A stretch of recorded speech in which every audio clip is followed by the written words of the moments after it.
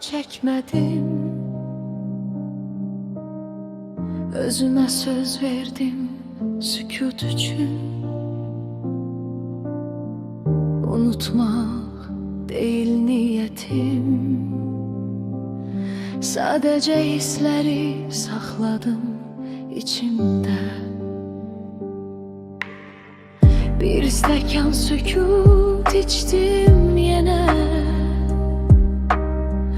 Xatirələr yavaş yavaş axır.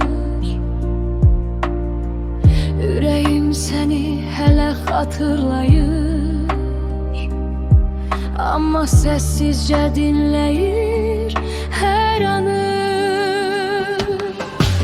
Bir gün darıxmazsam əgər, qox demək bitmişəm.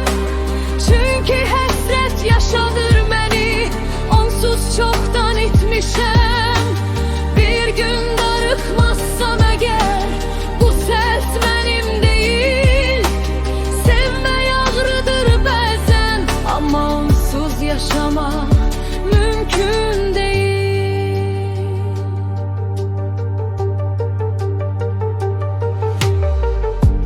Nə küsürü, nə də peşman.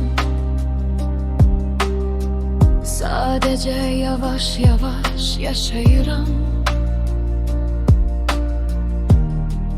Bəzi sevgiler bitmir, sadece sessizce kalır içimde. Adın gelir her sükutta. Sesim seni çağırmır. Geden gitti deyirəm, amma ürəyim buna inanmır. Bir gün darıxmazsam əgər, mən artıq mən deyiləm. Köhnə ruhdan qalan bu sevda yeni nəfəsdə gizlənir. Bir gün darıxmazsam əgər, mən artıq mən deyiləm.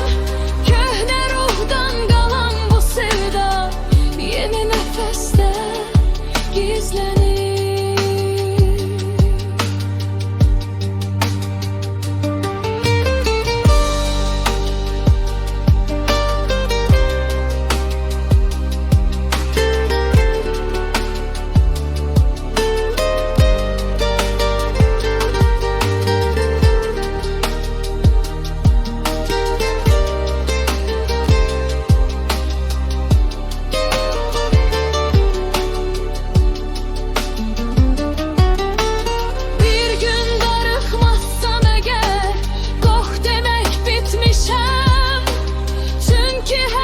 Yaşadır məni, onsuz çoxdan itmişəm.